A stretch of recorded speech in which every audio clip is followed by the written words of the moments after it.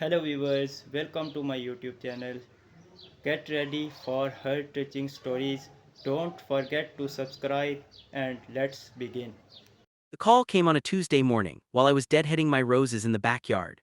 I remember that detail precisely because I had just been thinking how peaceful everything was: the birds, the warm June air, the satisfaction of tending something that bloomed despite the harshness of seasons. My phone buzzed against the patio table, and when I saw my son Daniel's name on the screen, I smiled and pulled off my gardening gloves. I should have known from his voice within the first 3 seconds that something was wrong. Daniel has always been a terrible liar. Even as a boy, his voice would drop half an octave whenever he was about to say something he didn't want to say. It dropped that way now. Mom, he started, and then paused for just a beat too long. So, about the beach trip next week. For context, every summer since Daniel was 7 years old, our family had taken a week-long trip to Caraway Beach, a small coastal town about 4 hours away. It started as something my late husband Richard and I planned, just a modest rental cottage, sandy feet, crab dinners, and long evenings on the porch. When Richard passed 6 years ago, I kept the tradition alive. Daniel, to his credit, had always shown up. We'd gone through his college years, through his early 20s, and even through the first 2 years of his marriage to Brianna. My daughter-in-law. I want to be careful about how I describe Brianna because I am trying, truly trying to be fair. She is not a villain. She is a woman who married my son and somewhere along the way decided that my presence in their lives was more burden than blessing. I never knew exactly when the shift happened. There was no dramatic argument, no single incident I could point to. It was more like a slow frost, small comments, rescheduled dinners, a coolness in her eyes when I entered a room that hadn't always been there. What about the beach trip? I asked, keeping my voice light. Another pause. Brianna thinks we think that this year it might be nice for it to be just us. Me, Brianna, and the kids, my granddaughters, Lily, who was 8, and Sophie, who had just turned 5. Two little girls who called me Grandma Nora and who I loved with a fierceness that I hadn't known was possible until they were placed in my arms. I stood very still beside my roses. I see, I said. It's not personal, Mom. Brianna just feels like we need some family time, just the four of us. She says the kids have been stressed and Daniel, my voice was quiet but firm. You don't need to explain it further, and that was that. I said goodbye, hung up the phone, and sat down on the patio bench. I did not cry, not right away. I just sat there and looked at my garden and felt the particular loneliness of being a grandmother who has somehow become optional. I told myself I would be dignified about it. I would not call and plead, would not make Daniel feel guilty, would not send passive-aggressive texts the way my neighbor Carol would have done. I was 64 years old. I had buried a husband.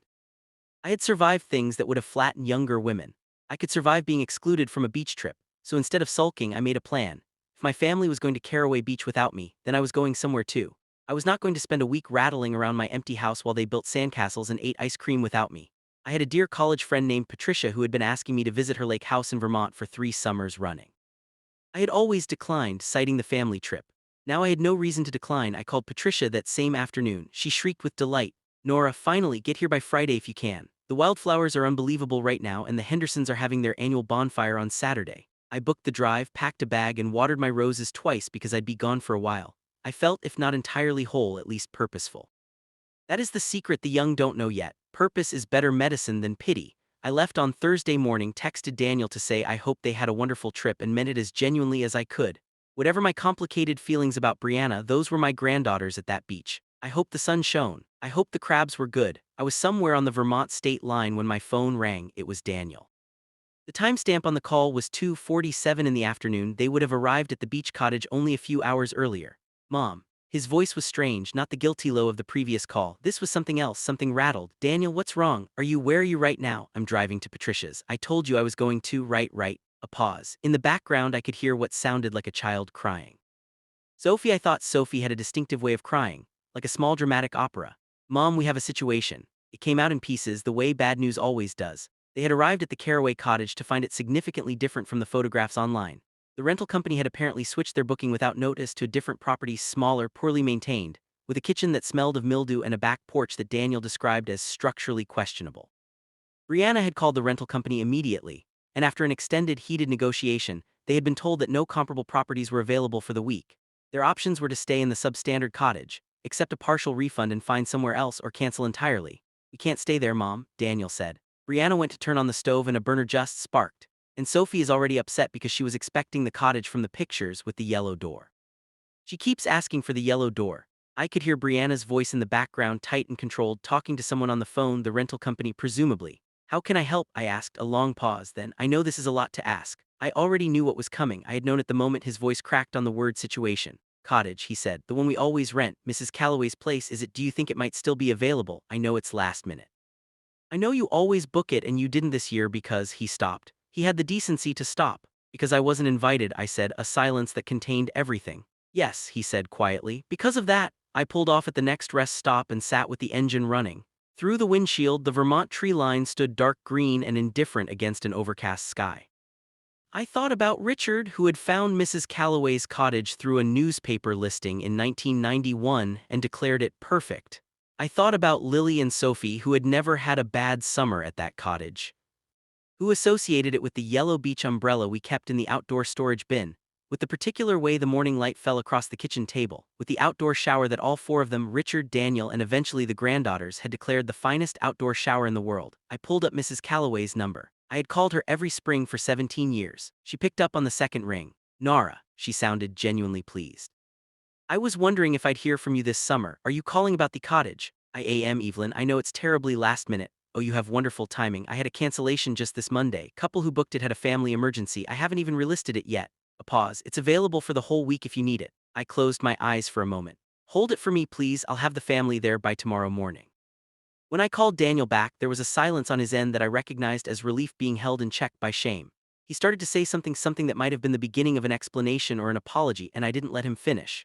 The girls settled somewhere comfortable tonight, I said. Drive up to Caraway in the morning. The cottage will be ready. I've already spoken to Evelyn. Mom, I'm going to Patricia's Daniel. I'll be there for the week as planned. This isn't me inserting myself into your family trip. This is me solving a problem and then going away again. I kept my voice even. I hope you have a beautiful week. I heard him exhale, long and slow like something deflating. Thank you, Mom. The girls, my love. I hung up and sat for another minute at the rest stop. Then I pulled back onto the highway and drove north. Patricia's lake house was everything she had promised. The wildflowers were absurd in their abundance, great swaths of purple lupin and orange hawkweed running along the hillside behind the house. The lake was cold and clean, and on the first morning I swam out farther than I had in years, turning onto my back and floating in water that tasted like snowmelt, staring up at a sky so blue it seemed implausible. That night at the Hendersons' bonfire, I sat between Patricia and a retired literature professor named Frank who had spent 30 years teaching Chekhov and had opinions about it, and I laughed more than I had laughed in months. It occurred to me, watching the fire throw sparks up into the dark Vermont sky, that I had built a life, a real full life that existed entirely independently of whether or not I was included in other people's plans. I was still tender about it. I won't pretend otherwise. There were moments, quiet ones, usually early morning, when the image of Sophie crying for a yellow door would surface, and I would feel the particular grief of a grandmother who is held at arm's length from the small moments. But I was also here in a beautiful place with people who were actively glad of my company. On Thursday, 4 days into the week, Daniel called again. This time, Lily was on the call too. I could hear it in the background before he put her on. Let me talk, Daddy, let me talk, Grandma Nora, Lily announced in the very serious tone she used for important declarations. The cottage is perfect. Sophie found a crab. A real crab, I said. A real crab. She named it Gerald. We had to put Gerald back, but she said goodbye very politely. That sounds like Sophie. Also, Lily continued, and now her voice went slightly quieter, careful in the way 8-year-olds are when they've decided to say something true. Mom said to tell you thank you. She said she means it. I looked out at the lake. A loon was calling somewhere out in the reeds, that long, mournful, beautiful sound. You tell your mom she's very welcome, I said, and tell her I'm glad the cottage worked out. Okay, a pause. Grandma Nora, will you come next year? And there it was. 8 years old, and she had cut to the heart of it so precisely that I had to smile despite everything. I hope so, my love, I told her. I really hope so. Brianna called me directly on Friday evening. I was sitting on Patricia's dock with a glass of wine, watching the sun go down over the water. When her name appeared on my screen, I was surprised enough that I almost didn't answer. Nora. Her voice was different from the Brianna I knew, the measured, slightly guarded woman who had been my son's wife for 7 years. This voice was tired and stripped of its usual careful composure. I owe you an apology. Brianna, please let me say it. A breath. I've been unfair to you for a while now, honestly. I told myself I had reasons, good ones, but this week I've had a lot of time to think, and I can see that I was building a wall that didn't need to be there. Another pause. The cottage, the way you just handled that without making it into something. Daniel told me you were in the car, on your way somewhere else, and you just turned it around for us without a single guilt trip or condition. Or she stopped. You didn't have to do that. You're my family, I said simply. Even when it's complicated. She was quiet for a long moment. The girls ask about you every day. Lily told me about Gerald the crab. A soft exhale that might have been a laugh. Sophie has not fully recovered from the Gerald situation. We're managing. She'll be okay, I said. Sophie is stronger than she looks. Brianna agreed. She gets that from somewhere. We stayed on the phone for a few more minutes, not a long conversation, not a transformative one, but something honest had passed between us, something that hadn't been there before. When we hung up, I set my phone on the dock and watched the last light go pink and gold across the lake, and I let myself feel for the first time in a long week something uncomplicated. When I came home from Vermont, there was a card in my mailbox. It had been addressed in Lily's handwriting, large, effortful cursive, the kind that takes a child's serious concentration. On the front, she had drawn the Caraway cottage from memory, complete with a lopsided yellow door and a small figure with white hair that I understood was supposed to be me. Inside, in Lily's careful script, "We wished you were here. Next time you have to come. That is not a question, Grandma Nora. Love, Lily and Sophie. Sophie says she loves you more than Gerald, but she also loves Gerald a lot, so that is still pretty good." I put the card on my kitchen windowsill, next to the photograph of Richard and Daniel on the beach from the summer of 1998. Daniel gap-toothed and triumphant, holding a fish he'd just caught, Richard's hand on his shoulder, both of them squinting in the light. Some traditions are bigger than any one year's complications. Some love is stubborn enough to survive a frost. I went out and tended my roses and made a note to call Mrs. Calloway in the spring, 2 reservations this time, one for a week in June, one just in case.